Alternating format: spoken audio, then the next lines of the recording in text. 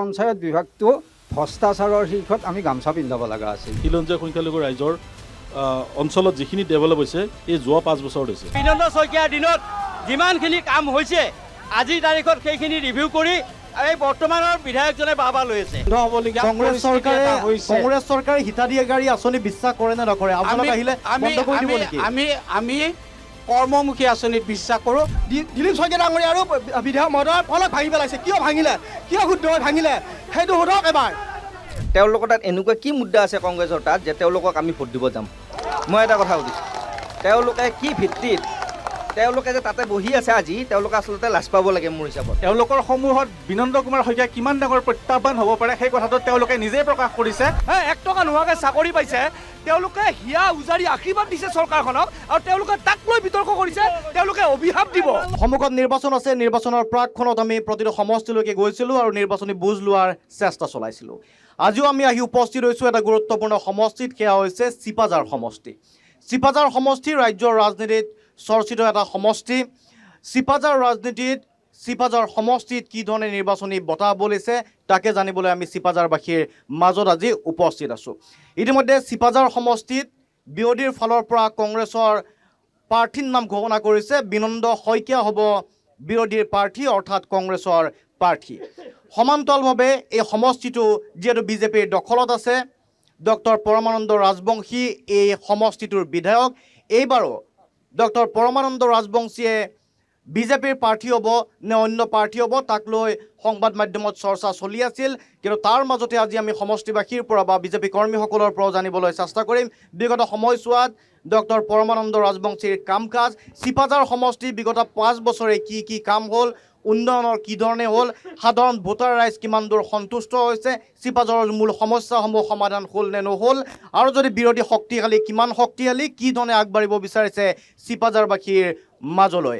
আমি অনুষ্ঠানত উপস্থিত থকা ৰাজনৈতিক দল আটাইকে আমি স্বাগতম জনাইছোঁ। ধন্যবাদ। ৰাজনৈতিক দলৰ ওচৰলৈকে আহিম। প্ৰথমতে এবাৰ আমি আপোনালোক ৰাজনৈতিক দল নেকি? অৰাজনৈতিক আছেনে কোনোবা? অৰাজনৈতিক সংগঠন বা ব্যক্তি হ'লেও হ'ব, অৰাজনৈতিক?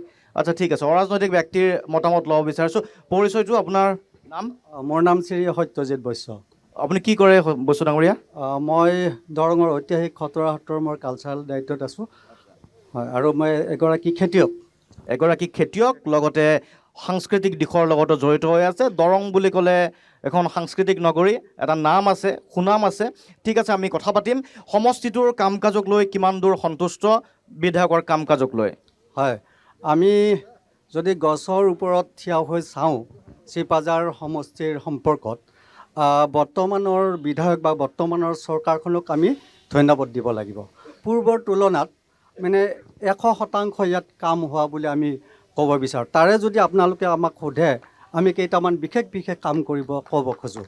যেনেকুৱা আমি চৰকাৰী চাকৰি বৰ্তমান APS ACS দুখীয়া নিচলাই পাবৰ কাৰণে সক্ষম হৈছে, এটুকাও ভেটি নিদিয়াকৈ।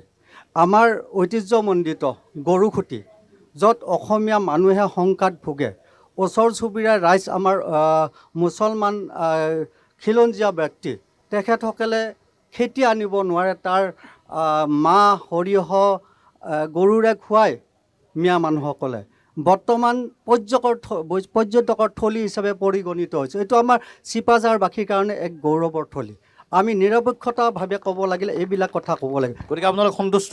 আমি সন্তুষ্ট। আৰু বিশেষভাৱে যিহেতুকে মই খতৰা সত্ৰৰ এগৰাকী কালচাৰেলৰ দায়িত্বত আছোঁ, খতৰা সত্ৰৰ পূৰ্বৰ তুলনাত আপোনালোকে গ'লে দেখা পাব বৰ্তমান নদন বদন অৱস্থা। আমি সুন্দৰকৈ খতৰা সত্ৰৰ যিবিলাক কানেক্টেড ৰাস্তা, আজি বোকা গছকি আহিব নালাগে, আমি পকীকৰণ দেখা পাইছোঁ, পকীৰে খোজকাঢ়ি আহিব লাগে। এতিয়া 11 কোটিতকৈ অধিক টকা পুনৰ মুখ্যমন্ত্ৰী আৰু বৰ্তমানৰ বিধায়ক পৰমানন্দ ৰাজবংশীৰ তত্বাৱধানত নতুনকৈ আন্তঃগাঁথনি কাম আৰম্ভ হৈছে। এইটো আমাৰ দৰং চিপাঝাৰৰ গৌৰৱ। ঠিক আছে, চৰকাৰখনক লৈ আপুনি সন্তুষ্ট? বিধায়কগৰাকীক লৈ হয়নে নহয়? বিধায়কগৰাকী তৎপৰ হয়নে, সক্ৰিয় হয়নে ইয়াতে সমষ্টিত? নাই, এগৰাকী সিংহ আমাৰ বিধায়ক, যিহেতুকে মুখ্যমন্ত্ৰীগৰাকী সিংহ, আৰু তেখেতৰ সহযোগী বিধায়ক হিচাপে আমি সমৰ্থন জনাওঁ। ঠিক আছে, ধন্যবাদ। আৰু আপোনাৰ ওচৰলৈকে আহিব বিচাৰিছোঁ। ক'বনে আপুনি? আপোনাৰ ওচৰলৈকে আহিছোঁ, কওক আপোনাৰ নামটো? মোৰ নাম শচীন শৰ্মা, মোৰ ঘৰ ডিমৰলৈ। ঘৰ আপোনাৰ দেওবৰ্ণত। আপুনি কিহত ব্যস্ত? প্ৰথম মোৰ পেচাটো হ'ল খেতি, তাৰ লগত মই মানে হাতুৰী বটলিৰ লগত মই সংগ্ৰাম কৰা মানুহ।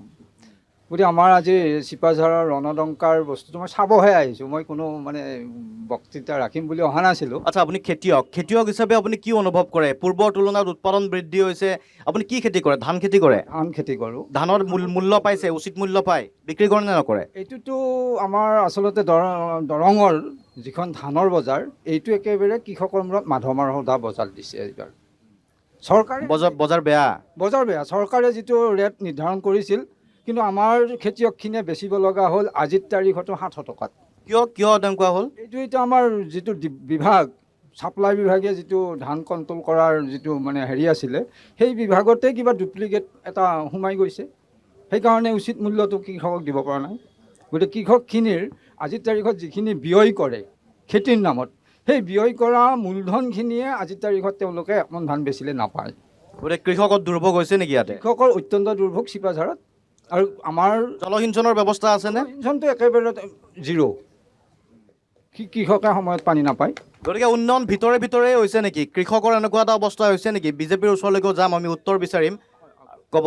হয়, আমি আৰু এটা দিশত ক'ব বিচাৰিছোঁ যে আমাৰ উন্নয়নটো এটা ধাৰাবাহিক প্ৰক্ৰিয়া। আমি কোনোজন বিধায়ককে কৰ্তৃত্ব বা কৃতিত্ব দিব অহা নাই। সকলোৰে দায়িত্ব এইটো এটা গতানুগতিক তেওঁলোকৰ বিধায়কৰ পুঁজিৰ টকা। মানে বাট পথ ভাল হৈছে নে হোৱা নাই আপোনালোকৰ আগতকৈ? বাট পথ ভাল হৈছে কিছু, কিন্তু বহুত বাকী আছে এতিয়াও। আৰু আমাৰ এইখিনিতে এটা ইয়াৰ কাৰণ কিছুমান এটা আমাৰ ভিতৰ চৰাত আমি গাঁও পৰ্যায়ত যিখিনি মানুহে বাস কৰে, সেইবিলাক মানুহে আচলতে কিছুমান কথা দেখা নাপায়, বুজি নাপায়। যাৰ কাৰণে তেওঁলোকে কোনখন টেবুলত গ'লে আমাৰ কামটো আদায় হ'ব সেইখিনিও নাজানাকৈ আছে। আৰু এটা দুৰ্ভোগ, আপোনালোকৰ পঞ্চায়ত কাৰ দখলত আছে? পঞ্চায়ত আমাৰ বিজেপিৰ দখলত আছে। তথাপিও কাম হোৱা নাই? পঞ্চায়তে এতিয়া এইবাৰতো কাম আৰম্ভ কৰাই নাই বাৰু। কিবা এটা আৰম্ভ দিছিল, কি কাম কৰিছে নাজানো বাৰু। তথাপিতো হেৰি হোৱা নাই। ইয়াৰ আগৰ পঞ্চায়তৰ যিখিনি কৰিছে, আমাৰ ইয়াত এটা শীৰ্ষত আছে, তেওঁলোকক এটা পুৰস্কাৰ দিব লগা আছে যে পঞ্চায়ত বিভাগটো ভ্ৰষ্টাচাৰৰ শীৰ্ষত আমি গামোচা পিন্ধাব লগা আছে চিপাঝাৰ সমষ্টিত। ঠিক আছে, ধন্যবাদ। গতিকে চিপাঝাৰবাসীৰ ক্ষোভো আছে। এগৰাকী যুৱ ভোটাৰ উপস্থিত আছে। সংগঠনত আছে, কিবা পাৰ্টিত আছে? মই আপোনাৰ অসম জাতীয়তাবাদী যুৱ স্বাস্থ্য পৰিষদৰ কামৰূপ মহানগৰ জিলাৰ শিক্ষা সম্পাদকৰ দায়িত্বত আছোঁ, আৰু দিছপুৰ আইন মহাবিদ্যালয়ৰ মই এছিষ্টেণ্ট জেনেৰেল ছেক্ৰেটাৰী আছিলোঁ। এইটো সমষ্টিৰ ভোটাৰ নেকি? হয়, মই চিপাঝাৰ সমষ্টিতে ভোটদান কৰোঁ। হয়। আচ্ছা, ঠিক আছে। জাতীয় সংগঠনতো আছে, চিপাঝাৰ সমষ্টিৰো ভোটাৰ, এগৰাকী যুৱ ভোটাৰ। বিগত সময়ছোৱাৰ আজি 5 বছৰ পূৰ্বৰ চিপাঝাৰ আৰু আজিৰ চিপাঝাৰৰ মাজত পাৰ্থক্য দেখা পাইছেনে পোৱা নাই? পূৰ্বৰ চিপাঝাৰ আৰু আজিৰ চিপাঝাৰৰ মাজত পাৰ্থক্য দেখা পাইছোঁ। উন্নতি হৈছে, নোহোৱা বুলি নকওঁ। কিন্তু চিপাঝাৰৰ আৰু এটা ভাল কাম হৈছে, আপোনাৰ চিপাঝাৰৰ পৰা এটা বাৰ্তা গৈছে যে চিপাঝাৰে যে বিদেশীৰ যে বোজা যে আমি যে বহন কৰিব, মানে আমাৰ চিপাঝাৰ সমষ্টিৰ পৰা এটা বাৰ্তা আমাৰ যিজন বিধায়ক আছিলে তেখেতে এটা বাৰ্তা দিছে যে, বা মুখ্যমন্ত্ৰী মহোদয়ৰ জৰিয়তে হ'লেও বাৰ্তা দিছে যে গৰুগুটিৰ যিটো উচ্ছেদ, সেই উচ্ছেদৰ পৰা এটা ভাল বাৰ্তা গৈছে। কিন্তু এজন যুৱ ভোটাৰ হিচাপত মই এটা কথা অনুভৱ কৰিছোঁ, চিপাঝাৰ সমষ্টিত মানে ৰাজনৈতিক ব্যৱসায়টো অকণমান বেছি হোৱা যেন পৰিলক্ষিত হয়। মানে ৰাজনৈতিক যিবিলাক নেতা আছে, নেতাবিলাকৰ যিবিলাক পানী নেতা আছে, সেইবিলাকৰ যাতে অকণমান ব্যৱসায়, অকণমান কিবা নিজৰ মুনাফা লাভৰ কাৰণে যে ৰাজনীতি কৰি আছে, সেনেকুৱা হয় কিছুমান ক্ষেত্ৰত মানে পৰিলক্ষিত হয়। তথাপিতো হিমন্ত বিশ্ব শৰ্মা ডাঙৰীয়াৰ নেতৃত্বত যিখিনি ডেভেলপমেণ্ট হ'বলগীয়া আছে সেইখিনি হৈছে। কিন্তু এখন ঐতিহাসিক সমষ্টি হিচাপত আৰু ডেভেলপমেণ্ট হওক। 17 সত্ৰৰ নিচিনা এখন মহান সত্ৰ আছে, য'ত পথৰু ঘাটৰ নিচিনা এটা ঐতিহাসিক জাগা আছে। গতিকে তেনেকুৱা এটা ঠাইত যাতে অসমৰ ভিতৰত জাকত জিলিকা যাতে সমষ্টি হয়, তাৰে আশা থাকিলে। ঠিক আছে, ধন্যবাদ। আৰু ৰাজনৈতিক ব্যক্তি হয়তো কিছু আছে, আমি আহিম এবাৰ বিজেপিৰ ওচৰলৈকে আহিব বিচাৰিছোঁ উত্তৰ বিচাৰি। কোনে ক'ব? আপুনি ক'ব পাৰে। বিজেপিৰ কি দায়িত্বত আছে? মই অভিনৱ হাজৰিকা, মই চিপাঝাৰ পৌৰসভাৰ ভাইচ চেয়াৰমেন। ঠিক আছে, আমি কিছু অৰাজনৈতিক ব্যক্তিৰ সৈতে কথা পাতিছিলোঁ। তেখেতসকলে চিনাকি দিছে ভোটাৰ হিচাপে কোনো ৰাজনৈতিক দলত নাই বুলি কৈছে। উন্নয়ন ওপৰে হৈছে নে? কৈছে যে গাঁৱত কৃষকৰ যথেষ্ট দুৰ্ভোগ ভুগিবলগীয়া হৈছে। এই খবৰসমূহ আপোনালোকে লোৱা নাই নে? বিধায়কগৰাকী ওচৰ চপা নাই? নাই, মই এইটো ভুল বুলি ক'ম। কাৰণ আমাৰ যিজন বিধায়ক আছে তেখেতে ৰাতি 1, 2, 3 বজাত ঘৰ সোমায়। মানে আপুনি যেতিয়াই বিচাৰে তেতিয়াই কিন্তু বিধায়ক আপুনি পাব। এনেকুৱা বিধায়ক কিন্তু আমি আগতে লগ পোৱা নাছিলোঁ। গতিকে সমষ্টিত তেওঁ ইফালৰ পৰা সিফালৈকে তেওঁ দিনটো ঘূৰাই কাম, তেখেতৰ কাম ক'ত কি আছে কি নাই চবেই গম পাইছে। আৰু যিটো উন্নতি হৈছে এই উন্নতিটো চবেই দেখা পাইছে আচলতে। এইটো নাই বুলি ক'লে আজি মই নামানো। যে বিজেপি চৰকাৰ আহিছে, আজি চাওক এটা মুক্ত বাতাবৰণত আমি থিয় হ'ব পাৰিছোঁ। আজিৰ পৰা 10 বছৰ 12 বছৰ আগত আমাৰ যিটো পৰিৱেশ আছিল, যিখন চৰকাৰে যিটো পৰিৱেশৰ সৃষ্টি কৰিছিল, আজি আমি এনেকৈ মুক্ত ইয়াতে ৰণাংগনত আমি থাকিব নোৱাৰিলোহেঁতেন। বন্দুক বাৰুদৰ ভয়ত আমি ঘৰত লুকাই থাকিবলগীয়া হৈছিলে। আনকি আমাৰ যিটো উচ্ছেদিত এলেকা, এতিয়া বৰ্তমান যিটো চৰকাৰে আমাৰ সন্মানীয় মুখ্যমন্ত্ৰী হিমন্ত বিশ্ব শৰ্মাৰ জৰিয়তে আমাৰ বিধায়ক মহোদয়ে যিটো উচ্ছেদ কৰিলে, এইটো চবতকৈ এটা লেখত ল'বলগীয়া কথা। এইটো আমি নহ'লে ঘৰৰ পৰা আমাক খেদি পেলাই পঠিয়ালেহেঁতেন আজিৰ তাৰিখত, যদি আমি বেলেগ চৰকাৰ এটা থাকিলেহেঁতেন। গতিকে মই আজি এই ৰণাংগনৰ এই ক্ষেত্ৰৰ পৰাই মই কৈছোঁ যে এই দেশত এই চৰকাৰৰ দিনতে যথেষ্টখিনি উন্নতি হৈছে আৰু যথেষ্টখিনি উন্নতি হ'ব। আজিৰ তাৰিখত আপুনি চাওক, এতিয়া অৰুণোদয়ৰ ক্ষেত্ৰত দেশৰ 40 লাখ মহিলাক 3,645 কোটি টকা একেবাৰত একেদিনে এটা চুইচ টিপি পেলাই ডিছবাৰ্চ কৰি দিছে। এইটো কিমান ডাঙৰ লেখত ল'বলগীয়া ঘটনা। এইটো কোন চৰকাৰে পাৰিব মোক আপোনালোকে কওক। গতিকে এই চৰকাৰ দিনত আমি আৰু আশা কৰিছোঁ ভৱিষ্যতে যেন আৰু আমি উন্নতি দেখাব পাৰিম। ধন্যবাদ। ঠিক আছে, ধন্যবাদ। কংগ্ৰেছ নিশ্চয়কৈ এই মুহূৰ্তত মই কংগ্ৰেছৰ পৰা প্ৰতিক্ৰিয়া জানিব বিচাৰিম। এওঁলোকে যথেষ্ট বিজেপিৰ যিগৰাকী প্ৰতিনিধিয়ে যথেষ্ট উন্নতি কৰা বুলি কৈছে আৰু বিগত 5 বছৰত দিন ৰাতি একাকাৰ কৰি চিপাঝাৰ সমষ্টিৰ উন্নয়নৰ বাবে ডক্টৰ পৰমানন্দ ৰাজবংশীয়ে কাম কৰা বুলি কৈছে। কি ক'ব কংগ্ৰেছৰ পৰা? প্ৰথমতে মই শান্তনু মহন্ত ডাঙৰীয়াকে প্ৰমুখ কৰি আছাম লাইভৰ সমূহ সদস্য বিষয়ববীয়া যিসকলে আজি আমাৰ কেম্বিছখ্যাত চিপাঝাৰৰ এই পবিত্ৰ ভূমিত আপোনালোকে এই অনুষ্ঠানটো কৰিবলৈ আহিছে, মই চিপাঝাৰ ব্লক কংগ্ৰেছৰ তৰফৰ পৰা আপোনালোক সকলোকে মই আন্তৰিক অভিনন্দন আৰু স্বাগতম জনাইছোঁ। আমাৰ অৰাজনৈতিক ব্যক্তিসকলেও ইতিমধ্যে বিভিন্ন ধৰণৰ কথা তেওঁলোকে উল্লেখ কৰিলে বিষয়সমূহ, আৰু আমাৰ চিপাঝাৰ পৌৰসভাৰ ভাইচ চেয়াৰমেন দাদা তেখেতেও যথেষ্ট কিছু কথা ক'লে। এতিয়া মই বিপাঙত পৰিছোঁ, মই আৰম্ভণি ক'ৰ পৰা কৰিম, ক'বলগীয়াটো আছে কংগ্ৰেছৰ ফালৰ পৰা। প্ৰথম কথাটো হৈছে মই দাদাই কোৱা কথাটোৰ পৰাই আৰম্ভ কৰিম। তেওঁ প্ৰথমতেই কৈছে যে মুক্ত বিচৰণৰ কথাটো কৈছে, আজি ইয়াত আমি মুক্ত বিচৰণ কৰিব বিচাৰিছোঁ। গতিকে মই এই চেগতে সেই যিসকল আমাৰ সংগ্ৰামী নেতা, যিসকলে বুকত গুলি খাবলগীয়া হৈছিলে, ফাঁচীৰ কাঠত ওলমি লগাইছিলে আৰু ব্ৰিটিছৰ সৈতে যুদ্ধ কৰি সেই বগা যি আপোনাৰ ছালৰ এটা ৰাজত্ব চলিছিল ভাৰতবৰ্ষত, সেইসকলকে ইয়াৰ পৰা খেদি পঠাই সমগ্ৰ ভাৰত, আজি আমি বুলিয়েই নহয় আচলতে সমগ্ৰ ভাৰতক মুক্ত আকাশৰ তলত বিচৰণ কৰিবলৈ, মৌলিক অধিকাৰ সাব্যস্ত কৰিবলৈ, আৰু আমাৰ যি মানে মানুহৰ জীৱন প্ৰণালীৰ যিটো এটা ধাৰা, সেই ধাৰাটোৰ ক্ষেত্ৰত সেই শ্বহীদসকলে কংগ্ৰেছ দলৰ নেতৃত্বত সেইখিনি সময়ত যি আপোনাৰ ভাৰত ত্যাগ আন্দোলন হৈছিলে, সেই নেতৃত্বৰ ফলস্বৰূপত আচলতে আমি আজি এনেকৈ মুকলি আকাশৰ তলত থাকিব পাৰিছোঁ। গণতন্ত্ৰৰ চতুৰ্থ স্তম্ভ হিচাপে আপোনালোকেও নিৰপেক্ষভাৱে সকলো কৰিব পাৰিছে। তাৰমানে আপুনি কৃতিত্ব তেওঁলোকে কৈছে যে বিজেপিৰ কাৰণে এইটো সম্ভৱ হৈছে, আপুনি কি ক'ব খোজে সেইটো কওক। আপুনি ডাঙৰীয়া, আপুনি নিজেই জানে যে আমি মুকলি আকাশৰ তলত বা স্বাধীন চিতীয়া ভাৱেৰে যদি ক'বলৈ হয়, স্বাধীনতা এইখন দেশত কোনে আনিছিলে সেই কথাটো আপুনি নিশ্চয়কৈ জানে।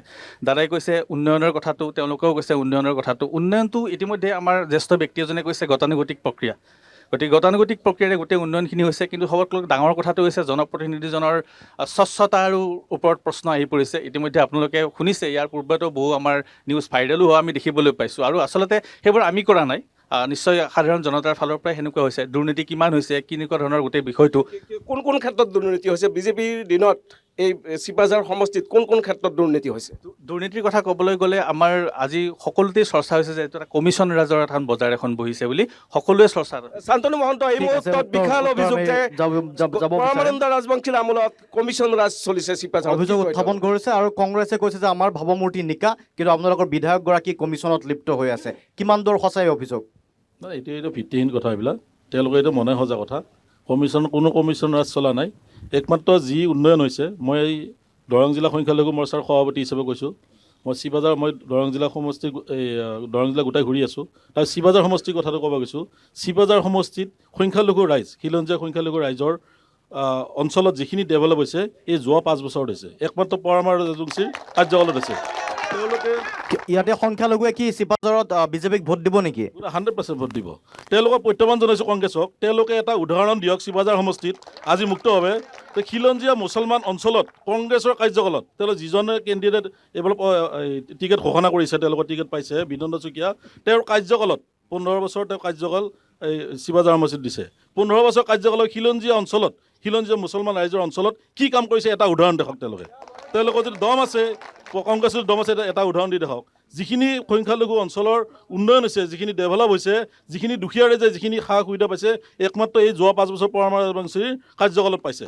এই ক্ষেত্ৰত যে তেওঁলোকৰ যিটো দুৰ্নীতি হোৱাৰ কথা কৈছে, তেওঁলোকে মনা সজা কথা। এই গৌৰকুটিৰ উচ্ছেদক লৈ কোৱা হৈছিল যে মুছলমানৰ ওপৰত আক্ৰমণ চলিছে, গতিকে মুছলমান বিৰোধী এইখন চৰকাৰ, এইটো দল। সেই কথাটো সংখ্যালঘু লোকসকলে এই সমষ্টিটোত কেনেকৈ অনুভৱ কৰে? এইটো কোনো মুছলমানৰ ওপৰত উচ্ছেদ হোৱা নাই। এতিয়া চৰকাৰী মাটিত যিসকল ব্যক্তি আছে, হিন্দু মুছলমান অসমৰ সকলো জেগাতে যিবিলাক উচ্ছেদ হৈছে, চৰকাৰী মাটিত যিবিলাকে দখল কৰি আছে সেইবিলাক উচ্ছেদ কৰি পঠাইছে। গতিকে সেইটো কথা এটা ইছ্যু আনিবৰ কথা নাই। কোনো মুছলমানৰ ওপৰত অত্যাচাৰ হোৱা নাই। আমাৰ শিৱাজাৰ সমষ্টিত মুছলমান শান্তিপূৰ্ণভাৱে বসবাস কৰি আছোঁ আমি। ঠিক আছে, ধন্যবাদ। অভিযোগসমূহৰ কথা কি ক'ব? দুৰ্নীতিৰ অভিযোগ উত্থাপন কৰিছে, সেইবাবে বিধায়কগৰাকী সলনি হ'ব বুলি এটা চৰ্চা চলি আছিল নেকি? এইটোত প্ৰাৰ্থী সলনি হ'ব বুলি? প্ৰাৰ্থী সলনি হ'ব বুলি আমি নাভাবোঁ। এইকাৰণে নাভাবোঁ, ডক্টৰ পৰমানন্দ ৰাজবংশীৰ নেতৃত্বত আমাৰ এই চিপাঝাৰ সমষ্টিত যথেষ্ট উন্নতি হৈছে। আৰু যিটো মানে তেওঁলোকে কৈছে যে উন্নয়ন হোৱা নাই বুলি, কিন্তু আমি উদাহৰণ হিচাপে দিব খুজিছোঁ যে আজি যি অৰুণোদয় আঁচনি, এই অৰুণোদয় আঁচনি ইতিমধ্যে এজনে কৈছে যে এই অৰুণোদয় আঁচনি কিমান কোটি টকা আজি এৰি দিছে, সকলোৱে অৱগত। এই ক্ষেত্ৰত মই তেখেতসকলক ক'ব খুজিছোঁ, কংগ্ৰেছ চৰকাৰৰ দিনত এনেকুৱা উন্নতি কেতিয়াও হোৱা নাছিল। আৰু আজি আমি ক'ব পাৰোঁ যে আগতে কিন্তু বৃদ্ধ পেঞ্চনে হওক, অন্য যিকোনো আঁচনিয়ে হওক, আমি কি কৰিব লাগিছিল, পইচা দি আঁচনিটো ল'ব লগা হৈছিল। এতিয়া কি কৰিছে যে তেওঁলোকে নিজে একাউণ্টছ খুলি দিছে আৰু একাউণ্টছত ডাইৰেক্ট পইচাটো সোমাই গৈছে। কিন্তু আমি এইটো ক'ব খুজিছোঁ যে বিজেপি চৰকাৰৰ দিনত যথেষ্টখিনি উন্নতি হৈছে আৰু ভৱিষ্যতলৈ হ'ব। আৰু আগন্তুক কাৰ্যকালত কিন্তু আমাক পৰমানন্দ ৰাজবংশীকে লাগিব। আপোনাৰ বাৰে বাৰে বিনন্দ শইকীয়া কিয় আহি আছে মুখত? বিৰোধীৰ প্ৰাৰ্থীগৰাকী। এইখিনি এটা কথা ক'ব খুজিছোঁ, আপোনালোকে তাতে লৈ আছে কথাখিনি, যে বিনন্দ শইকীয়াৰ দিনত উন্নয়ন হোৱা নাই শব্দ এটা কৈছে। মই আপোনাক স্বতঃস্ফূৰ্তভাৱে কেইটামান দৃষ্টান্ত দাঙি ধৰিছোঁ। সংখ্যালঘু অঞ্চলৰ কথা কৈছে। সংখ্যালঘু অঞ্চলৰ কথাই মই কৈ আছোঁ। আপোনালোকে চেঙেলীয়াজাৰ গাঁও পঞ্চায়ত বুলি ক'লে সংখ্যালঘু অধ্যুষিত এলেকা। তাত পিচ ৰাস্তা বুলিবলৈ এতিয়া বাকী নাই, গোটেইকেইটা ৰাস্তা বিনন্দ শইকীয়াৰ দিনত পিচ হৈছে। আমি ডিমিলা নদীত 4খন পাকাৰ দলং হৈছে ডিমিলা নদীত। আপোনাৰ হেৰিত পাকা দলং হৈছে। আপুনি চাব, আমাৰ লাউজানৰ পৰা পাকা দলং হৈছে, বৰগীজাৰত পাকা দলং হৈছে, আপোনাৰ বগাচলাত পাকা দলং হৈছে, আৰু দুনিত পাকা দলং হৈছে। চব বিনন্দ শইকীয়াৰ দিনত হৈছে। আজি আপোনালোকে চাওক, বিনন্দ শইকীয়াৰ দিনত যিমানখিনি কাম হৈছে, আজিৰ তাৰিখত সেইখিনি ৰিভিউ কৰি এই বৰ্তমানৰ বিধায়কজনে বাবা লৈ আছে। এইখিনি কথা কওক। আপুনি সেইটো পঞ্চায়তৰ নেকি? অসম লাইভ 24ক মই ধন্যবাদ জ্ঞাপন কৰিছোঁ। মই গৌৰৱেৰে কওঁ যে চেঙেলীয়াজাৰ গাঁও পঞ্চায়ত আজি স্বাধীনতাৰ দিনৰ পৰা কংগ্ৰেছৰ দখলত আছিলে। যোৱা পঞ্চায়ত নিৰ্বাচনত মই বিজেপিৰ দলৰ পৰা প্ৰাৰ্থিত্ব লৈ বিজেপিৰ মই কাউন্সিলৰ হৈছোঁ। মই আঞ্চলিক পঞ্চায়তৰ সদস্য হিচাপে তাৰ পৰা মোক মানুহে বাছি দিছে। আৰু আমাৰ 90%, প্ৰায় 90% মুছলমান, খিলঞ্জীয়া মুছলমান অধ্যুষিত অঞ্চল। আৰু সেই অঞ্চলত উন্নয়ন হৈছে, কিন্তু বিজেপিৰ দিনত হৈছে। যোৱা 10 বছৰত আমাৰ যিখিনি উন্নয়ন হৈছে, যোৱা 10 বছৰত তেখেতে জানিব লাগে যে আমাৰ ৰাজ্য চৰকাৰত আমাৰ ভাৰতীয় জনতা পাৰ্টীৰ চৰকাৰ আছিলে। আৰু ভাৰতীয় জনতা পাৰ্টীৰ চৰকাৰৰ দিনত আমাৰ এই চেঙেলীয়াজাৰ অঞ্চলত, চিপাঝাৰ অঞ্চলত যিমানখিনি উন্নয়ন হৈছে তাৰ তুলনা নাই। মুস্তাক হুছেইন ডাঙৰীয়া, আপোনাৰ উন্নয়ন হোৱা নাই। আপুনি ঘৰলৈ যায় যে, ঘৰত গৈ যে পায়, সেই ৰাস্তাটো কেতিয়া হৈছিল আপুনি সেইটো কওক। কাৰ দিনত হৈছিলে আৰু কেতিয়া হৈছিলে? আপোনাৰ ঘৰলৈ যোৱা পথটো বেলেগ, মই ক'ব নাযাওঁ, আপুনি সেইটো কওক। ভাতৃপ্ৰতিম বিজেপিৰ দিনত হৈছিলে, 2019 চনত হৈছিলে আৰু 2020 চনত কমপ্লিট হৈছিলে। বিজেপিৰ দিনত হৈছিলে, বিজেপিৰ দিনত হৈছিলে, বিজেপি চৰকাৰৰ দিনত হৈছিলে। ঠিক আছে, মানিছোঁ বিজেপি চৰকাৰে আৰু হৈছে। মই এজন লোকৰাই পঞ্চায়তৰ আপোনাৰ ভোটাৰ হয়, সাধাৰণ ভোটাৰ হয়। মই বহুত উদাহৰণ দিব নাযাওঁ। আমাৰ তেতিয়া MP আছিলে আমাৰ দিলীপ শইকীয়া ডাঙৰীয়া, এতিয়া আপোনাৰ প্ৰেচিডেণ্ট। তেওঁ লোকৰাজীৱিত এটাই ফাৰ্ষ্ট কাম দিছিলে, সেইটো হৈছিলে অক্টোবছৰ আমাৰ হস্পিটেলত লাউজান ক্ষুদ্ৰ মিনি পেচাৰ। আজিলৈকে সম্পূৰ্ণ নহ'ল। সেইটো কিয় নহ'ল আপোনালোকে সোধক। ইমান উন্নয়ন হৈছে, সেইটো সোধক। উত্তৰ দিব বিচাৰিছে, কওক।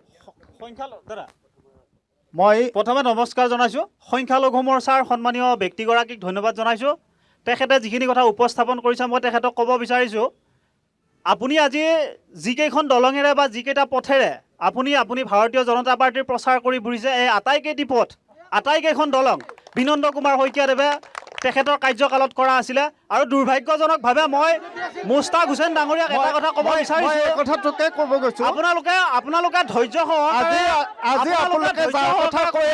চেষ্টা কৰক। আজি আপোনালোকে যাৰ কথা কৈ আছে তেওঁ যিহেতু বিজেপিৰ বিধায়ক আছিল। আপোনালোকৰ মানুহ নাই কাৰণে বিজেপিৰ কৰিব পৰা নাই মানে কংগ্ৰেছৰ কেণ্ডিডেট দুৰ্ভাগ্যজনকভাৱে আপোনালোকক এক মিনিট আপোনালোকে এটা কথা ক'ব দিয়ক। সংখ্যালঘু অঞ্চলত আপোনালোকে যথেষ্ট কাম কৰিছে, ধন্যবাদ জনাইছোঁ।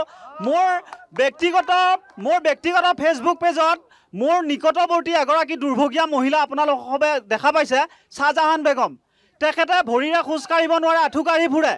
মোৰ ফেচবুক পেজত আপলোড দিয়াৰ পিছত তেখেতক কেইগৰাকীমান সহৃদয়বান ব্যক্তিয়ে এখন হুইল চেয়াৰ দিছিলে, কিন্তু আজি পৰ্যন্ত আপোনালোকে, মই মুস্তাক হুছেইন ডাঙৰীয়া ভাইটিকো মই তেখেতক জনাইছিলোঁ, কিন্তু আজিলৈকে তেখেতে এখন হুইল চেয়াৰ নাপালে, অৰুণোদয় আঁচনি নাপালে।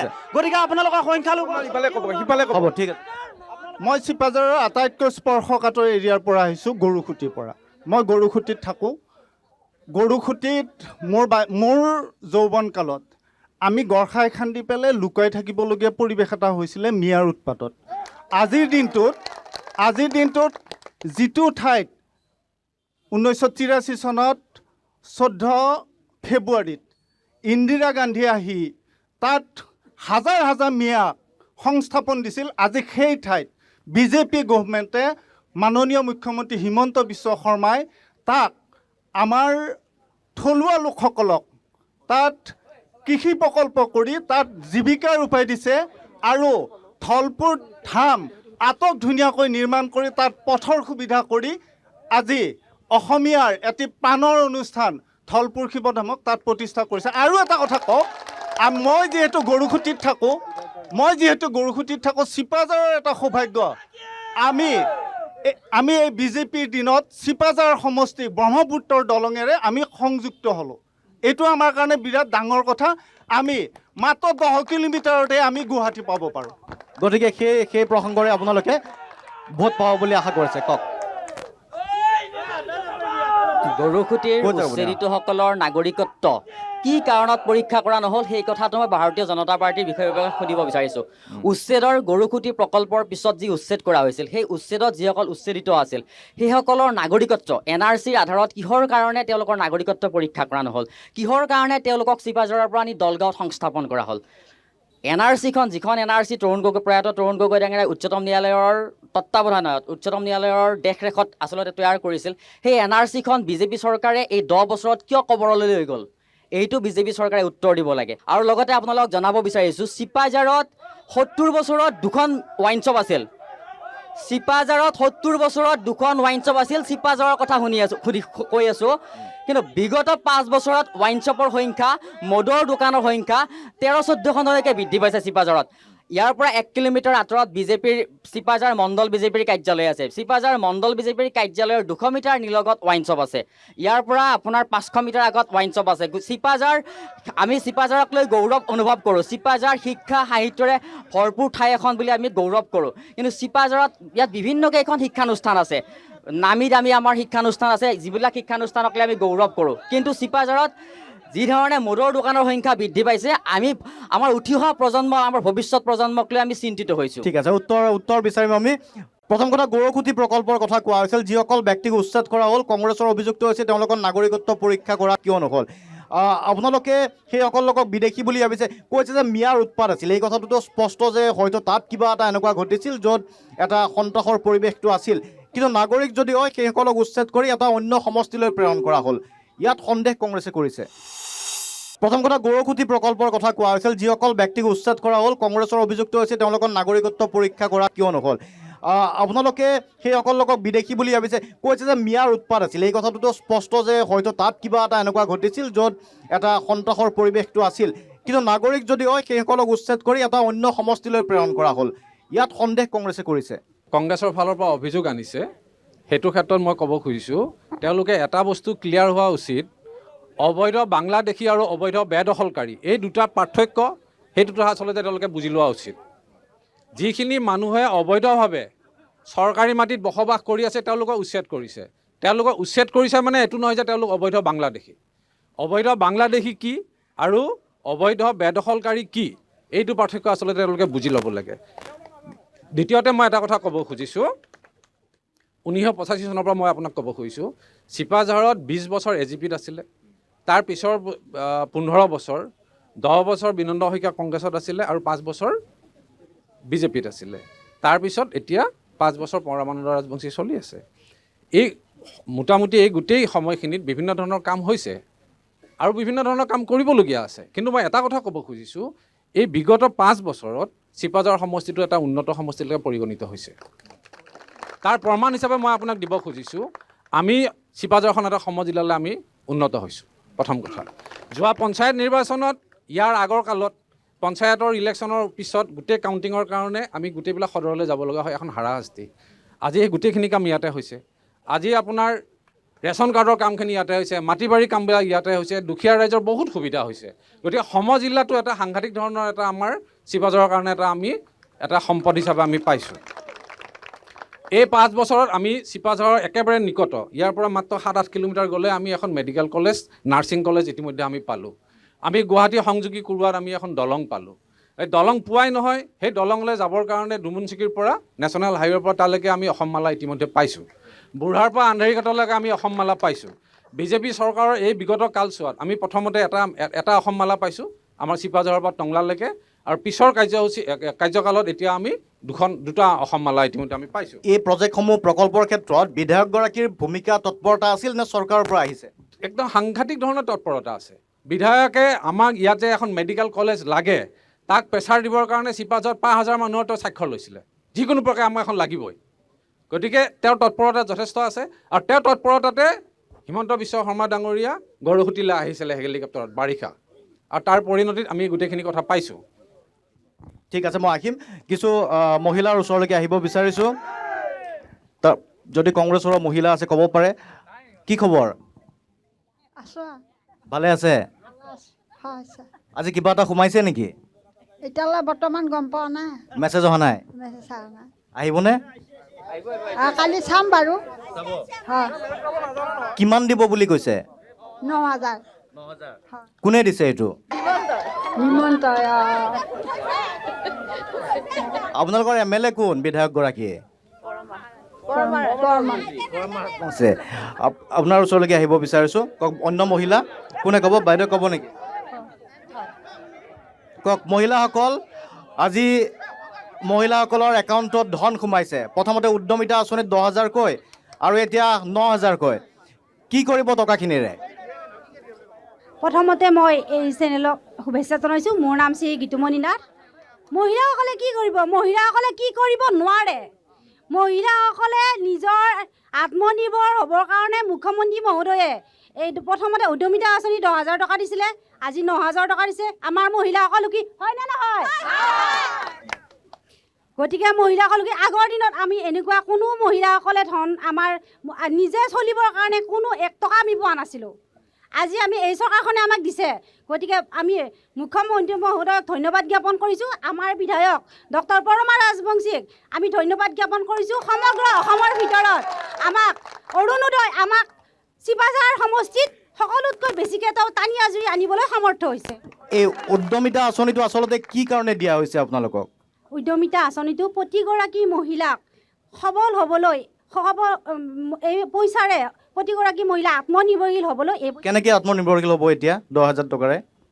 ছাগলী পালন, গৰু পালন, দোকান যিয়েই নহওক কৰি মহিলা সবলীকৰণৰ কাৰণে এই ধনৰাশি দিয়া হৈছে। মানে উৎপাদনমুখী কামত ব্যৱহাৰ কৰিব মহিলা, মানে নিজৰ ঘৰখন চলিব আৰু যাতে গিৰিয়েকক হেৰি নকৰাকৈ, খাতিৰ নকৰাকৈ চলিবলৈ এই মুখ্যমন্ত্ৰী মহোদয়ে এই ধনৰাশি দিছে। কওক। প্ৰথম কথা হ'ল কি যে আমাক মদৰ দোকানখনৰ কথা কৈ আছে। চিপাঝাৰত মদৰ দোকান কেইবাখনো হ'ল। তো মদৰ দোকানখনৰ কথাৰ ক্ষেত্ৰত কিন্তু চিপাঝাৰ পৌৰসভা এলেকাত 543টা যে অসম চৰকাৰে আৰু কেন্দ্ৰীয় চৰকাৰে মিলি পেলাই গৃহ দিছে, প্ৰধানমন্ত্ৰী আৱাস যোজনা 2.0, সেইটো কথা কিয় উল্লেখ কৰা নাই? 543 টকা, মানে অসমৰ ভিতৰত সৰ্ববৃহৎ, মানে ইমানকেইটা ঘৰ যে দিছে তাকো 2.5 লাখ টকাৰ। যিটো আগতে পঞ্চায়তৰ দিনত 1,30,000 টকা আছিল, তাতো কিবা কিবি খাই মেলি বহুত কথা কমকৈ গৈছিলে। কিন্তু এতিয়া যে আমি 543টাকে ঘৰ দিব পাৰিছিলোঁ, 10টা ৱাৰ্ডৰ ভিতৰত যে 543টা ঘৰ দিছোঁ, 9 নম্বৰ ৱাৰ্ডত সৰ্বাধিক 91 দিছোঁ মই। আৰু তাৰ ভিতৰত এতিয়া মই ক'ব খুজিছোঁ যে মোৰ এৰিয়াত মানে 97% মই অৰুণোদয় দিবলৈ সক্ষম হৈছোঁ। ইয়াত কিন্তু আমাৰ MLA মহাশয় আৰু আমাৰ হেমন্ত শইকীয়া, হিমন্ত বিশ্ব শৰ্মা, তেখেতসকলৰ ইয়াতে একদম পূৰা হাত আছে। গতিকে এই গোটেইখিনি কথা আমি অকল তেওঁলোকে মদৰ দোকানৰ কথা কৈ থাকিলে নহ'ব। এই যে উন্নতি হৈছে, CDC আনিছে, চিপাঝাৰ পৌৰসভাৰ 2,90,00,000 টকাৰে বিল্ডিং বনি আছে তাতে, এইবিলাক কথা কি উন্নতি হোৱা নাই নেকি? গতিকে এই চৰকাৰৰ দিনত, পৰমানন্দ ৰাজবংশী চৰকাৰৰ দিনত বা তেখেতৰ বিধায়কৰ এই 5 বছৰত আমি যিখিনি উন্নতি দেখিছোঁ, এইটো কিন্তু আমি কেতিয়াও দেখা নাছিলোঁ। আৰু পৰৱৰ্তী সময়ত ইয়াতকৈ দুগুণ আমি দেখিব পাম বুলি পেলাই আশা কৰিছোঁ। একেজন বিধায়ককে বিচাৰে? নিশ্চয়। প্ৰাৰ্থী একেগৰাকীয়ে হওক? বিচাৰিম। মুকলি সমৰ্থন আছে আপোনাৰ? একজেক্টলি আছে। ঠিক আছে, কওক কংগ্ৰেছে। সংস্কৃতত এষাৰ কথা আছে, ঋণং কৃত্যা ক্ষিতং পিত্যা। বৰ্তমান বিজেপি চৰকাৰে সেই পন্থাটোৱে হাতত লৈছে। মই এটা হিচাপ দিব খুজিছোঁ, যোৱা জানুৱাৰী মাহৰ পৰা অসম চৰকাৰে কোন তাৰিখে কিমান টকা লৈছে? 6 জানুৱাৰীত লৈছে 1,000 কোটি, 13 জানুৱাৰীত লৈছে 1,000 কোটি, 20 জানুৱাৰীত লৈছে 1,000 কোটি, 3 ফেব্ৰুৱাৰীত 1,000, 12 ফেব্ৰুৱাৰীত 1,000, 17 ফেব্ৰুৱাৰীত 1,000, 2 মাৰ্চত 1,000 আৰু আজি চুইচ টিপাৰ দিনত 900 কোটি টকা। এতিয়া কথাটো হ'ল আজিৰ তাৰিখত 2 লাখ কোটি টকা ধাৰ আছে। আমাৰ প্ৰত্যেকৰে মূৰত 60,000 টকাৰ ধাৰ আছে। এইবিলাক কথা শুনিবৰ কাৰণে ধৈৰ্য নাই কাৰণে তেখেতসকলে চিঞৰিছে। চিঞৰি লাভ নাই, চব ৰাইজে এইবিলাক কথা বুজি পাইছে, চিঞৰিব নালাগে।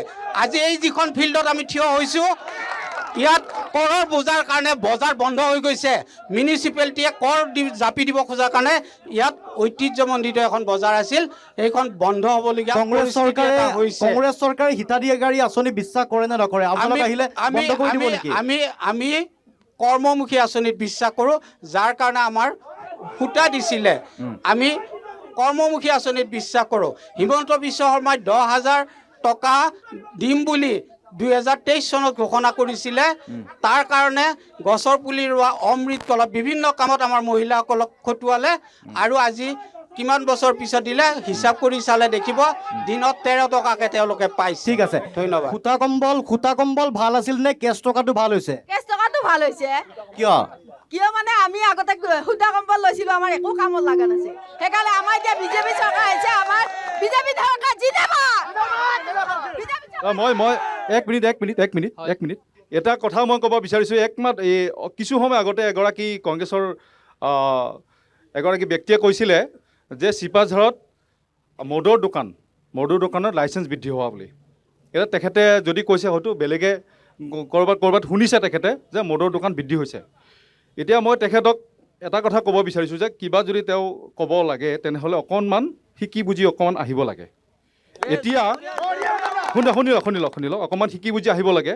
এতিয়া যদি মই 10 বছৰ আগৰ পৰা, বিজেপি চৰকাৰ 10 বছৰ আগৰ পৰা যদি আমি মদৰ দোকানৰ লাইচেঞ্চবিলাক যদি আমি এফালৰ পৰা যদি কেঞ্চেল কৰিবলগীয়া হয়, তেনেহ'লে সৰ্বাধিক লাইচেঞ্চ কেঞ্চেল হ'ব একমাত্ৰ কংগ্ৰেছী নেতাসকলৰ। সৰ্বাধিক লাইচেঞ্চ কেঞ্চেল হ'ব একমাত্ৰ কংগ্ৰেছী নেতাসকলৰ। গতিকে এইবিলাক কথা অকণমান শিকি বুজি আহিব লাগে কিবা এটা কথা কোৱাৰ আগত। ঠিক আছে, হ'ব, কংগ্ৰেছে ক'ব বিচাৰিছোঁ। সেইখিনি কেঞ্চেল কৰিবলৈ তেখেতক মই প্ৰত্যাহ্বান জনাইছোঁ। যিমানবিলাক কংগ্ৰেছীৰ মদৰ দোকানৰ লাইচেঞ্চ আছে, তেওঁলোকে হিমন্ত বিশ্বক কৈ সেইখিনি কেঞ্চেল কৰিব লাগে। হ'ব, ঠিক আছে, কওক। মই এতিয়া মানে মিয়া মদৰ দোকানত তাত আহি গ'ল। মই এটা প্ৰশ্ন কৰিছিলোঁ আমাৰ মেইন সভাপতি ডাঙৰীয়াৰ, সেইটো উত্তৰ এতিয়ালৈ নাহিলে। আৰু তেওঁ কৈছে বিধায়ক ডাঙৰীয়াই বহুত উন্নতি কৰিছে। মই মানিছোঁ। মোৰ শুনক উন্নতিটো শুনক। আমাৰ গাঁৱত গৈছিলে, তেওঁ গৈ সিদিনাখনে মন্দিৰটোৰ অকল 2 লাখ টকা কৈছে। 2 লাখ টকা মই এতিয়াই দিম, 2 লাখ টকা নালাগে, মই মন্দিৰটো বনাই দিম। কিন্তু মন্দিৰটো বনাই দিয়াটো বাদ দিয়ক, আপোনালোকে কালি যাব পাটকিচুপাত মোৰ ঘৰ হয়, তাত ফলকখন ভাঙি পেলাইছে ৰাইজে। কিয় ভাঙিছে আপুনি ৰাইজক সুৰক যায়। দিলীপ শইকীয়া ডাঙৰীয়া আৰু বিধায়ক মহোদয়ৰ ফলক ভাঙি পেলাইছে। কিয় ভাঙিলে, কিয় শুদ্ধ হৈ ভাঙিলে, সেইটো সোধক এবাৰ। ঠিক আছে, মঠ মন্দিৰৰ কাম কৰিছে নে কৰা নাই? মঠ মন্দিৰৰ কাম। এক মিনিট, এইখিনিতে মই ক'ব খুজিছোঁ। মই বিশেষ কোৱা নাই, মই চমুকৈ ক'ব বিচাৰিছোঁ। চিপাঝাৰ সমষ্টিত প্ৰাৰ্থীভিত্তিক আলোচনা হৈছে, কংগ্ৰেছ, বিজেপি, AGP যি নহওক তেনেকুৱা আলোচনা হৈছে। কিন্তু আমাৰ প্ৰাণৰ শিল্পী জুবিন গাৰ্গৰ ন্যায়ৰ ওপৰত আমি কেনে ধৰণে আমি কথা পাতিছোঁ। আজি সেই কথাটো আলোচনা হ'ব লাগে নহয়। নকৰিবা বন্ধু, জুবিন দাক লৈ ৰাজনীতি আলোচনা হ'ব লাগে নহয় এই কথাটো। জুবিন দাক লৈ ৰাজনীতি নকৰিবা ৰাজনীতি নকৰিবা বুলি কয়, কোনে কোনে কৰি আছে এই কথাটো আমি দেখি আছোঁ নহয়। কোনে কৰিছে কোনে কৰা নাই সেই কথাটো আমি দেখি আছোঁতো। গতিকে সেই কথাটো ক'ব লাগিব চবে। জুবিন দা থাকিব দিয়ক। জুবিন দাক আমি জুবিন দাক কৰি ৰাখিছোঁ, কিন্তু জুবিন দাৰ ৰাজনীতি যিয়ে কৰি আছে সেই সকলে বুজিছে আৰু সেইসকলে চিঞৰিছে। ৰাজনীতি নকৰিবা বন্ধু, জুবিন দাক নানিবা ইয়ালৈ। ইয়াত ৰণাংগ চলি আছে, ইয়াত ৰাজনীতিৰ কথা আছে, জুবিন দাক নানিব। আপোনালোকক মই এটা ভিডিঅ' দেখাইছোঁ। সংখ্যালঘু এৰিয়াত তেখেতসকলে যথেষ্ট কাম কৰিছে। এইগৰাকী দুৰ্ভগীয়া মহিলা চাওক, এইগৰাকী দুৰ্ভগীয়া মহিলা আপোনাসবে চাওক, যিয়ে খোজ কাঢ়িব নোৱাৰে। সিফালৰ পৰা ক'ব হয়, নমস্কাৰ। কংগ্ৰেছ দলে কৈ আছে তেওঁলোকৰ দিনত স্বাধীনতা সংগ্ৰামীখিনিক বহুত আসন দিছিল, ডাঙৰ আসন দিছিল। ঠিক আছে, তেওঁলোকে এটা কথা পাহৰি গ'ল, 70 বছৰ আগৰ কাহিনী কিছুমান পাহৰি গৈছে, যে অসমত এখন ক'লা আইন প্ৰৱৰ্তন কৰিছিল। তেতিয়া বিজেপি চৰকাৰ নাছিল, বিজেপি নাছিল তেতিয়া। IMDT আইনখন কোনে প্ৰৱৰ্তন কৰিছিল? হিতেশ্বৰ শইকীয়াৰ দিনত যি ক'লা অধ্যায় চলিছিল, সেই দিনত কোনে কৰিছিল এইখিনি কাম? ঠিক আছে, বুজি পাইছোঁ। আমি অলপ সমষ্টিভিত্তিক কথাও পাতোঁ। IMDT আইনৰ পৰা আৰম্ভ কৰি বিভিন্ন প্ৰসংগ থাকিব, সেইসমূহ থাকিব, কংগ্ৰেছ বিজেপিৰ প্ৰসংগবোৰ আহিব। তথাপি চিপাঝাৰ সমষ্টিবাসীয়ে কি বিচাৰে, সমষ্টিটোৰ কিমানখিনি কাম হ'ল আৰু কিমান হ'বলৈ বাকী আছে? সকলোকে নমস্কাৰ জনাইছোঁ। মই আচলতে গৰুসুটিৰ পৰাই বিলংছ কৰোঁ। ময়ো অনুষ্ঠানটো দেখা পাই পেলাই ৰখিলোঁ আৰু তাতে ভাবিলোঁ যে দুআষাৰ পোৱাৰ সৌভাগ্য হয় নেকি। প্ৰথম কথাটো হৈছে কি, আমি আচলতে সেই 60 বছৰ 70 বছৰ নকৰি আমাৰ সমষ্টিটোৰ মূল আধাৰখিনি আমাৰ কি ক'ত ক'ত উন্নয়ন হৈছে, আজি মই গোটেইখিনিকে সুধিব বিচাৰিছোঁ এটা কথা। আমি এটা সমষ্টিৰ উন্নয়ন বুলি ক'লে কি বুজায়? উন্নয়ন বুলি ক'লে বুজায় শিক্ষা, স্বাস্থ্য, ৰাস্তা ঘাট, দলং পদূলি, মহিলা সবলীকৰণ। তেওঁলোকৰ তাত এনেকুৱা কি মুদ্ৰা আছে কংগ্ৰেছৰ তাত যে তেওঁলোকক আমি ভোট দিব যাম? মই এটা কথা সুধিছোঁ, তেওঁলোকে কি ভিত্তিত তেওঁলোকে যে তাতে বহি আছে আজি, তেওঁলোকে আচলতে লাজ পাব লাগে মোৰ হিচাপত। এইকাৰণে লাজ পাব লাগে কাৰণ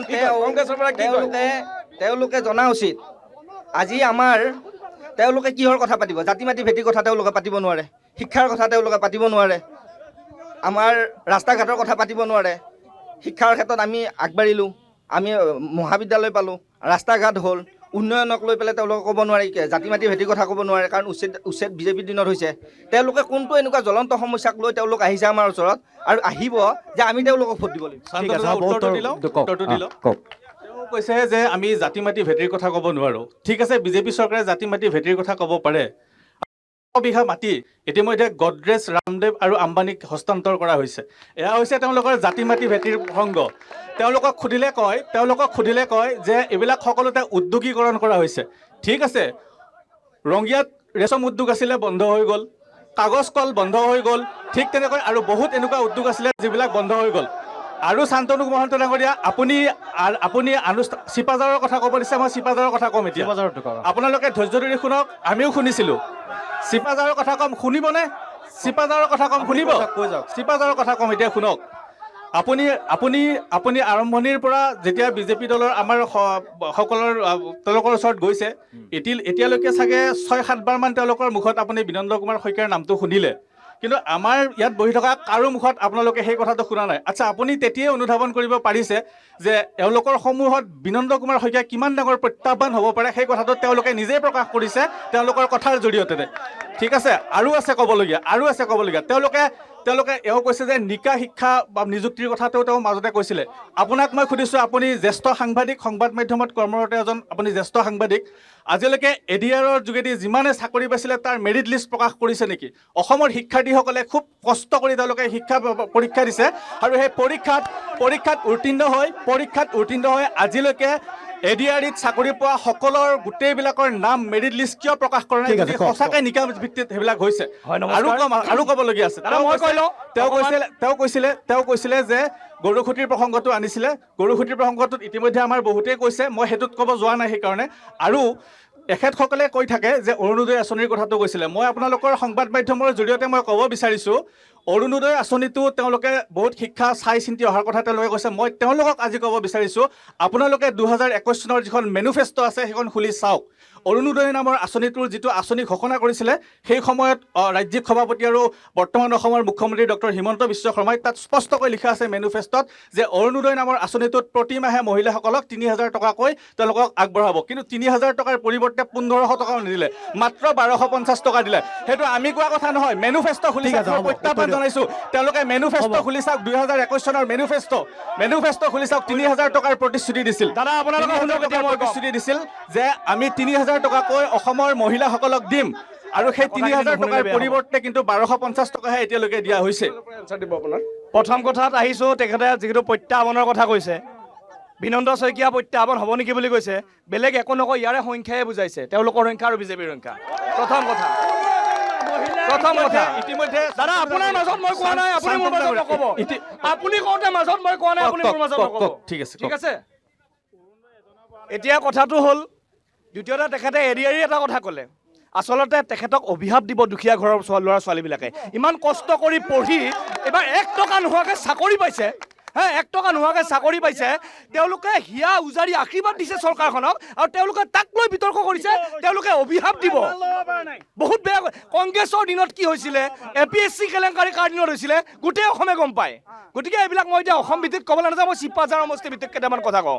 চিপাঝাৰ সমষ্টি মেনিফেষ্টোৰ কথা কৈছে। চিপাঝাৰ সমষ্টি মেনিফেষ্টোত কি আছিলে, কুৰুৱা নাৰেংগী দলং আজি আধাৰশিলা কৰি বনাই আছে, যাওক চাই লওক।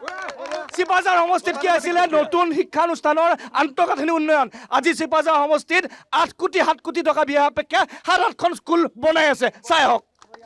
চিপাঝাৰ সমষ্টিৰ মেনিফেষ্টোত আছিলে, চিপাঝাৰ সমষ্টিৰ মেনিফেষ্টোত আছিলে স্বাস্থ্য বিভাগৰ উন্নতিকৰণ। আজি চিপাঝাৰ সমষ্টিত নতুন হস্পিটেলৰ নাম কৈ আছোঁ, নতুনকৈ 2খনকৈ হস্পিটেল নতুনকৈ অনুমোদন হৈছে, চিকিৎসা মহাবিদ্যালয় হৈছে। আজি কম দিনৰ ভিতৰতে আধাৰশিলা স্থাপন হ'ব।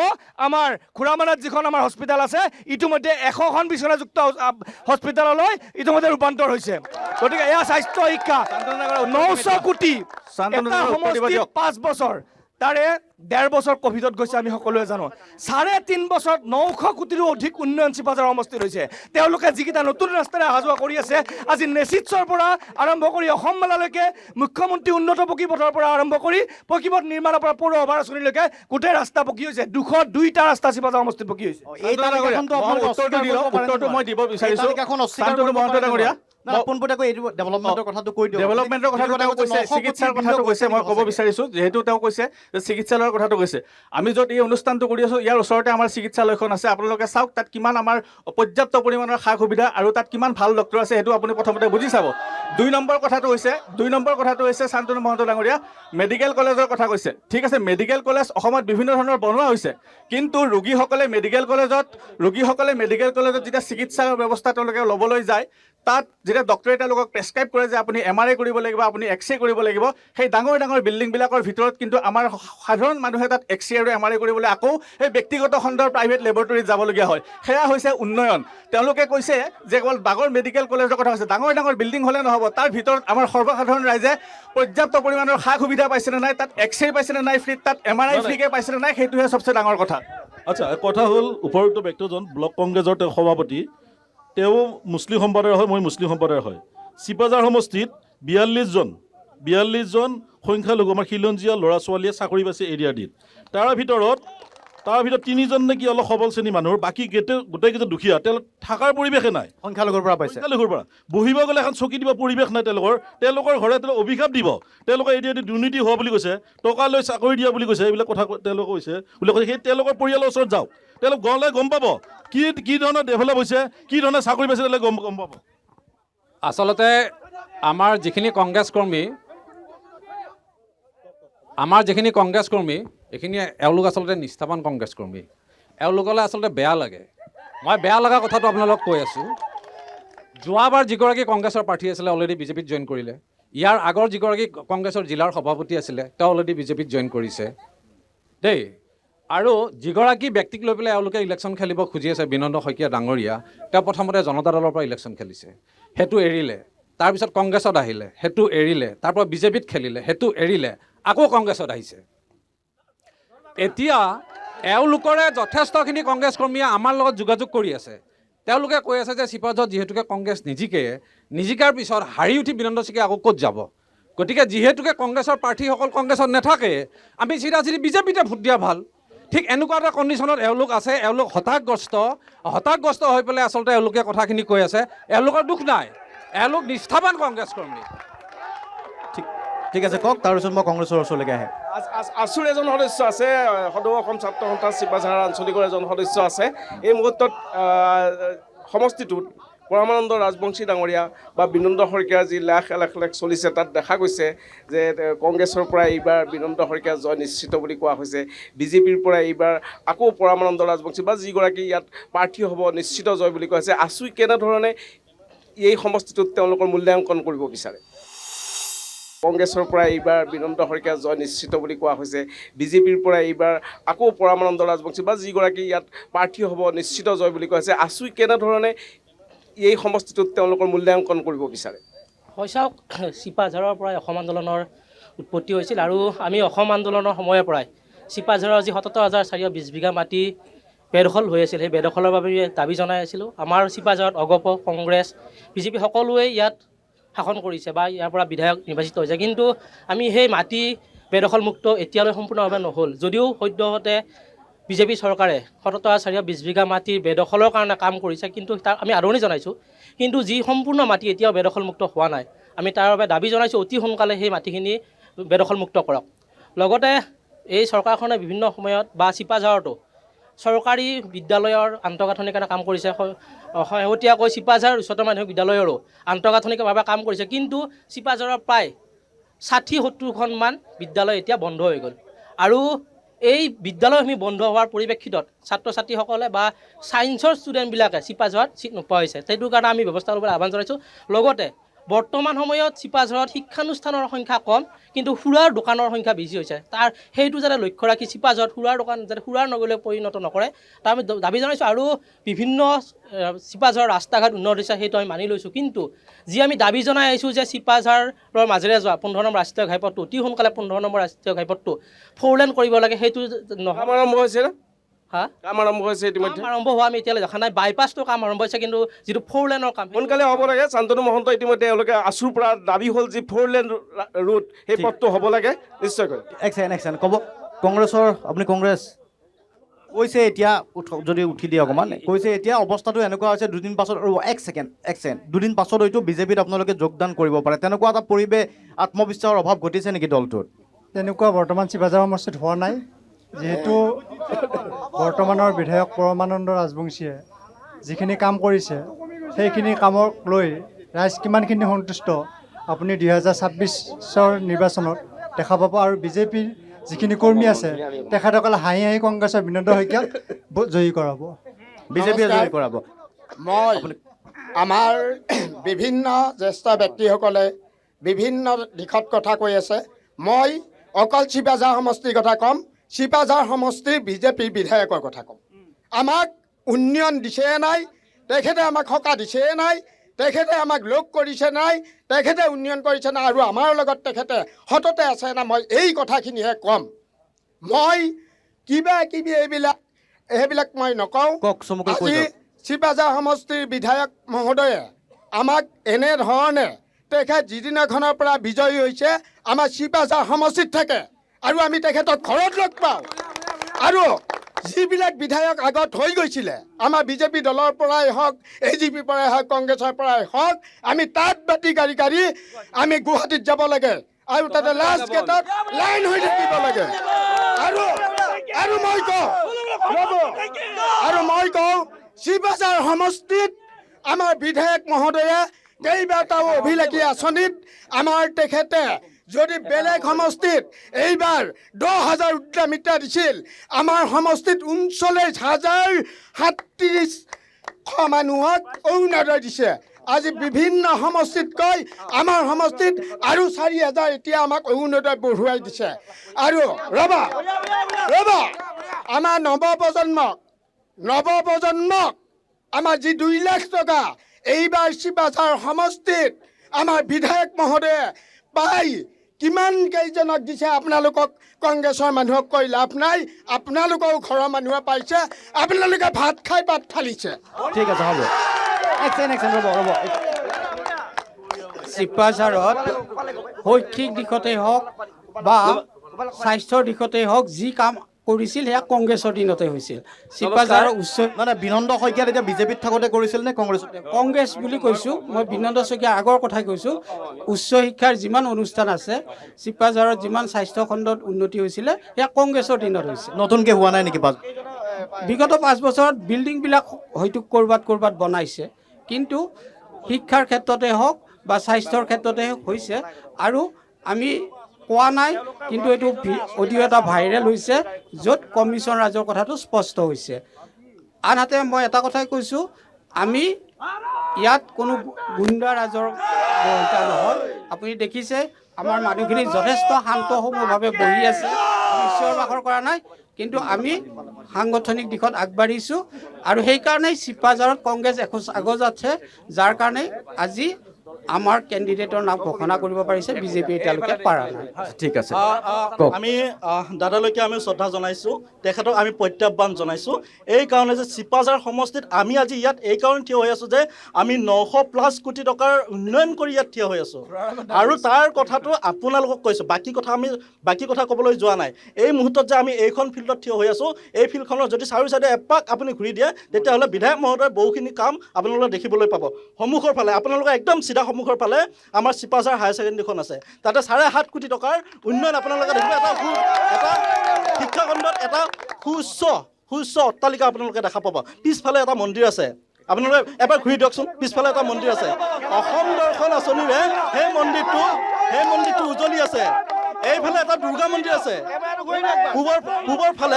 পূবৰ ফালে এটা দুৰ্গা মন্দিৰ আছে দুৰ্গা মন্দিৰটোত অসম দৰ্শন আঁচনি ফলকখন জিলিকি আছে আৰু কাম কৰি আছে আৰু যিটো পুখুৰী আছে সেই পুখুৰীটোত আমাৰ নৱনিৰ্বাচিত আমাৰ পৌৰ পাৰিষদসকলে মিলি পেলাই তাত এটা বল্ডাৰ ফিক্সিঙৰ কাম কৰিছে গতিকে এইখিনিৰ কাৰণে ধন্যবাদ দিব লাগে আৰু তাৰ পিছতো আৰু দুদিন পিছত আপোনালোকে দেখিব যে চিপাঝাৰ হস্পিটেলখন 100 বেডেড 100খন বিচনাযুক্ত এখন বিচনাযুক্ত এখন কি হৈ পেলাই চিকিৎসালয় হ'বলৈ গৈ আছে এই যে হালধীয়া বিল্ডিংটো দেখিছে সেইটো বিধায়ক মহোদয়ে দিয়া এই হস্পিটেলখনৰ গতিকে এইখিনি ইয়াতহে দেখুৱালো বাকী চিপাঝাৰ সমষ্টিত দেখুৱাবলৈ বহুত বাকী আছে গতিকে এদিন ওলাব আমি সকলোৱে চাই আহিম ঠিক আছে এয়া কোৱা হৈছে যে পৰিৱৰ্তনৰ শ্লোগান বিধায়কগৰাকীৰ কামৰ খতিয়ান এটা দিয়া হৈছে যিখিনি খতিয়ান দিছে এই খতিয়ানখিনিক লৈ বিজেপিয়ে কৈছে যে আমি উন্নয়নৰ বাটেৰে আগবাঢ়িছোঁ গতিকে এইবাৰ নিৰ্বাচনী ইছ্যু চিপাঝাৰ সমষ্টিৰ উন্নয়নে হ'ব আপোনালোকৰ কি হ'ব আচ্ছা আমি যোৱা 10 বছৰ যে বিধায়কজন আমি নিৰ্বাচন কৰিছিলে আমাৰ চিপাঝাৰবাসী ৰাইজে কি কৰিব নিৰ্বাচিত কৰিছিলে তেওঁ কি তাত বহি থাকিবৰ কাৰণে কৰিছিলে নেকি এইটো এটা গতানুগতিক প্ৰক্ৰিয়া তেওঁ ৰাইজৰ প্ৰতিনিধি হৈছে তেওঁ ডেভেলপমেণ্ট কৰিবই লাগিব কোনোবাই হয়তো তেওঁক বহুত এজনে কৈছিলে গছৰ ওপৰৰ পৰা উঠি চাব লাগে গতিকে আমাৰ ইয়াততো এতিয়া আমি দেখা নাই বহুত ডাঙৰ বিল্ডিং এতিয়া তেওঁ গছৰ কথাই কৈছিলে আৰম্ভণিতে আমাৰ চিপাঝাৰ সমষ্টি আচলতে গছৰ ওপৰৰ পৰা উঠি চাব লগা বৰ্তমান পৰিৱেশ আৰু আমি ইমান ধুনীয়াকৈ এটা পৰিৱেশত বহি আছোঁ সেইটো ছাইডত অলপ হাল্লা বেছি হৈ আছে আপোনালোকে নিশ্চয় এই বস্তুটো দেখা পাই আছে কিন্তু আমি ইয়াতে আমাৰ আগত সন্মুখত বহি আছে যিকেইজন দাদা তেওঁলোকৰ পৰা শিকিছিলোঁ আমি তেওঁলোকৰ তলত আচলতে কাম কৰিছিলোঁ তেওঁলোক এতিয়া কংগ্ৰেছৰ মই ক'ব খোজা নাই তেওঁলোক এতিয়া বেলেগ দলত গৈছে মই বি টিম বুলি ক'ব খোজা নাই কিন্তু তেওঁলোকৰ পৰাই আমি শিকিছিলোঁ এইকাৰণে আমি আজি এই পৰিৱেশত বহি আছোঁ আমি একো হাল্লা কৰা নাই গতিকে তেওঁলোকে মই এটা প্ৰশ্ন কৰিব বিচাৰিছোঁ যদি বিজেপি বা বিধায়কগৰাকীয়ে কামবিলাক গতানুগতিক হয় কংগ্ৰেছৰ যদি জনপ্ৰতিনিধি বিজয়ী হয় আপোনালোকে কি অগতানুগতিক কৰিব সমষ্টিবাসীক পতিয়ন নিয়াব পৰাকৈ কিবা আঁচনি আছে নেকি ভাবিব লাগিব তেওঁলোকে আৰু আমাৰ কোনো প্লেনিং নাই আমাৰ কিন্তু ৰেডি হৈ আছে বহুত প্লেনিং আছে আৰু এইটো আমি যেতিয়া নিৰ্বাচন আহিব আমাৰ এইবিলাক আমি ৰাইজৰ আগত লৈ যাম এতিয়া বৰ্তমান ক'ব বিচৰা নাই আমাৰ প্ৰতিনিধিয়ে এতিয়া জনপ্ৰতিনিধিয়ে আমাৰ প্ৰাৰ্থিত্বৰ নাম ঘোষণা হৈছে তেওঁলোকে এতিয়ালৈ নাম ঘোষণাই কৰা নাই ঠিক আছে গতিকে কংগ্ৰেছৰ প্ৰাৰ্থীৰ নাম ঘোষণা হৈছে কিন্তু কি কৰিব সেই সম্পৰ্কে এতিয়ালৈকে নিশ্চিত হোৱা নাই কওক কি ক'ব বিচাৰিছে মই আপোনালোকৰ জৰিয়তে কংগ্ৰেছ কৰ্মীসকল তথা অসমৰ ৰাইজক এটা কথা জনাব খুজিছোঁ অহা পৰহি কংগ্ৰেছৰ পৰা যথেষ্ট সংখ্যক কৰ্মী বিজেপিত জইন কৰিব আৰু তেওঁলোকৰ লগত আমাৰ যোগাযোগ হৈছিলে। তেওঁলোকে এটাই আপত্তি কৰিছে যে বিনন্দ শইকীয়া ডাঙৰীয়াই যেতিয়া বিজেপি দললৈ গৈছিলে কংগ্ৰেছৰ অফিচটো, কংগ্ৰেছৰ কাৰ্যালয়টো, ব্লক কংগ্ৰেছটো ভাঙি লৈ পেলাই তেওঁলোকে গুচি গৈছিলে। গতিকে তেওঁলোকে যিটো ব্যক্তিয়ে যাৰ উদ্যোগত কংগ্ৰেছৰ কাৰ্যালয়টো ভাঙা হৈছিলে সেই মানুহজনৰ লগত তেওঁলোক নাথাকে বুলি কৈছে। এই কথাটো তেওঁলোকে সুধিলে তেওঁলোকে নিশ্চয় ক'ব। ইয়াত বহি থকাটো কোনেও যোগদান নকৰে বিজেপিত? ইয়াত বহি থকা কোনোবাও আছে নেকি? ইয়াৰ মাজতো আছে। কওক কওক, তাৰপিছত উত্তৰ দিব। মানে যোৱা সময়খিনি যিখিনি ঘটনা ঘটিল মই সেই বিষয়ে ক'ব বিচাৰিছোঁ। আমাৰ ফুৰাতলিত 13খন বিদ্যালয় আছে। 2005 হৈছিলে, 2005-06 মাটি এলটমেণ্ট হোৱা নাই। 2011 সেইখিনি চৰকাৰী হ'ল। তেতিয়া বিধায়ক বিনন্দ শইকীয়া আছিল। সেইখিনিতো স্কুলে আছিল, লাইফচাংটো নাছিল। স্কুলৰ কাৰণে মাটি এলটমেণ্ট হ'ব লাগে। তেওঁৰ এইখিনিও জ্ঞান নাছিল যে পিজিআৰ মাটিত কোনো কাৰণত আঁচনি হ'ব নোৱাৰে। উচ্চতম ন্যায়ালয়ৰ ৰুলিং আছে, সেই কথাখিনিও নাছিল। আৰু 1 number Dhalpur, 2 number Dhalpur, 3 number Dhalpur, 4 number Dhalpur 13খন বিদ্যালয় আছে য'ত মাটিৰ পতা নোহোৱাকৈ স্কুল হ'ল। মাটিৰ পতা নাই, মাটিৰ পতা নোহোৱাকৈ হ'ব পাৰে লাউচাং, ভলচাং হ'ব পাৰে। স্কুল হ'ব লাগিলে মাটি পতা লাগিব। আৰু একাধিক্ৰমে কৈ যাই আছোঁ, এই 2006 চনত যেতিয়া বিধানসভা নিৰ্বাচন হৈছিল শেষৰ দিনা আপোনাৰ 9 আলিত মাৰপিট লাগিছিল। সেইকাৰণে আজি কিছুদিন আগত মই কৈছোঁ এইবাৰ নাটক শকুনিৰ প্ৰতিও নাটক আৰম্ভ হ'ব। সেই মাৰপিট কিন্তু এইবাৰ হ'ব পাৰে। আন এটা বিষয় কৈছোঁ, 2012 চনত Chipajhar higher secondary general secretary Akramul Haque অপহৰণ হৈছিল। ADC গিৰীশ শৰ্মাক লৈ তদন্ত কমিটি গঠন হৈছিল। তদন্ত কমিটিৰ প্ৰতিবেদন এতিয়ালৈকে ৰাজহুৱা নহ'ল, 13 বছৰ হ'ল। আৰু সেই হীৰক জয়ন্তী কমিটিৰ সভাপতি আছিল বিনন্দ শইকীয়া। এই গোটেই অপহৰণ ঘটনাটোৰ লগত তেওঁ নিজে জড়িত আছিল। আৰু সেইকাৰণে গিৰীশ শৰ্মাৰ তদন্ত প্ৰতিবেদন আজিলৈকে প্ৰকাশ নহ'ল। কোনো কাৰণত ইনকুৱাৰী কমিশ্যনৰ প্ৰতিবেদন 13 বছৰ সময় নালাগে। এতিয়া মই আজি ক'ব বিচাৰিছোঁ যে ৰাজ্য চৰকাৰে ইনকুৱাৰী কমিটি প্ৰতিবেদন গিৰীশ শৰ্মাৰ এজনীয়া তদন্ত আয়োগৰ প্ৰতিবেদনখন ৰাজহুৱা কৰক। কোন আছিল অপহৰণৰ লগত? ঠিক আছে, ধন্যবাদ। ধন্যবাদ। উত্তৰটো দি দিয়ক। বহু কংগ্ৰেছী এতিয়া বিজেপিত যোগদান কৰিব পৰহিলৈকে। তাৰ ভিতৰত আপোনালোকৰ বহি থকা ইয়াতো আছে বুলি কৈছে। মই বাৰু তেওঁৰ কথাটো উত্তৰ পিছত দিম। প্ৰথমতে মই লৈ লৈছোঁ জয়ন্ত দা আমাৰ খুব সন্মান কৰোঁ তেখেতক। তেখেতে কৈছে যে মানে আপোনাৰ বিনন্দ কুমাৰ শইকীয়া কংগ্ৰেছত জইন কৰাৰ কাৰণে বিজেপিৰ পৰা বহুত হেৰা যাব। আচলতে চাওক, বিনন্দ কুমাৰ শইকীয়াৰ কাৰণে আমি প্ৰথমতে AICC প্ৰেছিডেণ্ট মল্লিকাৰ্জুন খাৰ্গে, অসম প্ৰদেশ কংগ্ৰেছ কমিটিৰ সভাপতি গৌৰৱ গগৈ ডাঙৰীয়াক ধন্যবাদ জনাইছোঁ। এনেকুৱা এগৰাকী ব্যক্তি আমাক দিছে এইবাৰ, যিগৰাকী ব্যক্তি কংগ্ৰেছত থাকিলেও জিকে, বিজেপিত থাকিলেও জিকে। এতিয়া সেইটো আপুনি ভাবি চাওক, প্ৰথম কথা। 2 নম্বৰ কথাটো হৈছে কি, আপুনি নিজে গম পাইছে তেতিয়াৰ পৰা, যিহেতু তেওঁলোকৰ ওচৰত কথা ক'বলৈ যাওঁতে বিনন্দ শইকীয়াৰ নামটো তেওঁলোকৰ মুখত বাৰে বাৰে আহি আছে না, আপুনি নিজে কওক বাৰু। 2 নম্বৰ। 3 নম্বৰ কথাটো হৈছে কি, তেওঁ যিটো কথা কৈছে যে জইনিঙৰ কথাটো কৈছে, তেনেকুৱা ধৰণৰ কোনো ধৰণৰ আমাৰ ক্ষতি হ'ব পৰা জইনিং তেনেকুৱা নহয়। আৰু ৰাজনৈতিক বতৰ যিহেতু এতিয়া কালিও আমাৰ কংগ্ৰেছতো বহুতে জইন কৰিছে। গতিকে সেইটো সময়ত সেইটো অহা যোৱাটো চলিয়ে থাকিব, সেইটোক লৈ আমি বৰ বিশেষ শংকিত নহয়। আৰু এটা কথা কওঁ, যিহেতু তেওঁ জয়ন্ত দাই কৈছিলে যে কেণ্ডিডেটগৰাকী প্ৰথমতে জনতা দলত আছিলে আৰু ক'ৰবাত আছিলে। যদি মই প্ৰশ্ন কৰোঁ যে অসমৰ মুখ্যমন্ত্ৰীগৰাকীৰ গোটেই বায়'ডাটাখন যদি চাওঁ তেতিয়াহ'লে কি ক'ব আপুনি? প্ৰথম কথা। 2 নম্বৰ কথাটো হৈছে কি, আজি কিছুদিন পূৰ্বে আমাৰ প্ৰদেশ কংগ্ৰেছৰ সভাপতি ভূপেন বৰা ডাঙৰীয়া পৰিত্যাগ কৰি বিজেপিত যোগদান কৰিছে। আৰু সেইখিনি সময় এইটো অৱশ্যে মোৰ ব্যক্তিগত কথা, কাৰণ কিয় বিজেপি দলে সদায় সনাতনী সত্তাটোৰ কথা খুব বেছিকৈ কয়, হিন্দুত্বৰ কথাটো বেছিকৈ কয়। গতিকে মই সুধিব বিচাৰোঁ যে আপোনালোকেও দেখিছে চাগে, ভূপেন বৰা ডাঙৰীয়া প্ৰাক্তন সভাপতি আছিল দেই, তেওঁ মা কামাখ্যা আৰু বটদ্ৰৱা থানৰ কচম খাইছিলে। আপুনি এতিয়া কওক যে যিজন ব্যক্তিয়ে মা কামাখ্যাৰ মিছা কচম খাইছে, বটদ্ৰৱা থানৰ মিছা কচম খাইছে, সেইজন ব্যক্তিক বিজেপিয়ে কিয় ল'ব পাৰে আৰু তেওঁলোকে আকৌ হিন্দুত্বৰ কথা কয়? গতিকে এইটো কথা উত্তৰ তেওঁলোকে দিয়ক। ঠিক আছে বাইদেউ, কৈ দিয়ক মন্তব্য। হয়, পোনপ্ৰথমে মই অসম লাইভ 20 আপোনালোকক গৌৰাংগ ভূমিত, পবিত্ৰ ভূমিত আপোনালোকক স্বাগতম জনাইছোঁ। উপৰোক্ত বক্তাজনে যিগৰাকীয়ে ক'লে যে কংগ্ৰেছতো বিনন্দ শইকীয়া জিকিব আৰু বিজেপিতো জিকিব, তেওঁক 2021 চনত সমূহ চিপাঝাৰবাসীয়ে বিদায় দিছে। আজিৰ তাৰিখত সকলো চিপাঝাৰবাসীয়ে সমষ্টিয়ে 2021 চনত বিদায় দিছে। আৰু বিদায় দিয়া মানুহজনক চিপাঝাৰ সমষ্টিয়ে কেতিয়াও আদৰি নলয়। আৰু দ্বিতীয়তে মই কৈছোঁ যে আপুনি মঠ মন্দিৰৰ কথা কৈছিলে, আজিৰ তাৰিখত দৰং জিলা চিপাঝাৰ সমষ্টিৰ 519টা অসম দৰ্শনৰ কাম হৈছে। আজিও 12টা মঠ মন্দিৰৰ কাম আৰম্ভ হৈছে আজিৰ তাৰিখত। আৰু মই ক'ব গৈছোঁ আজিৰ তাৰিখত DBT যোগে 35,000 মহিলাই 1250 টকাকৈ পাইছে, তেওঁলোক ক'তো নোযোৱাকৈ। আৰু আজিৰ তাৰিখত কৈছোঁ অসম আমাৰ আত্মনিৰ্ভৰশীল অসমৰ নিবনুৱা হেৰিৰ কাৰণে 2 লাখ টকাকৈ 736টা ল'ৰা ছোৱালীয়ে 2 লাখকৈ টকা পাইছে। আৰু মই কৈছোঁ বোলো ভাৰত মাতা কি। ধন্যবাদ। আমি নিৰ্ধাৰিত সময়ত কথা পাতিবলৈ চেষ্টা কৰিছিলোঁ আৰু সমষ্টি আছিল চিপাঝাৰ। পোনপটীয়া এতিয়া মুখামুখি হয়তো হ'বলৈ গৈ আছে। বিনন্দ শইকীয়া ইতিমধ্যে কংগ্ৰেছে প্ৰাৰ্থীৰ নাম ঘোষণা কৰি দিছে আৰু সমষ্টিত কংগ্ৰেছে কাম কৰা আৰম্ভ কৰিছে। তাৰ বিপৰীতে সমষ্টিটোত বিজেপিৰ প্ৰাৰ্থী কোন হ'ব তাক লৈ জল্পনা কল্পনা চলিছে যদিও সমষ্টিবাসীয়ে গৰিষ্ঠ অংশকে আজি ইয়াত যিখিনি উপস্থিত আছে পুনৰবাৰ বিজেপিৰ প্ৰাৰ্থী হিচাপে ডক্টৰ পৰমানন্দ ৰাজবংশীকে বিচাৰিছে বুলি তেওঁলোকে ক'ব বিচাৰিছে। গতিকে যদি সেয়াই হয় টিকট লাভ কৰে সমূহ সমৰত বিনন্দ শইকীয়া আৰু পৰমানন্দ ৰাজবংশীক দেখিবলৈ পোৱা যাব।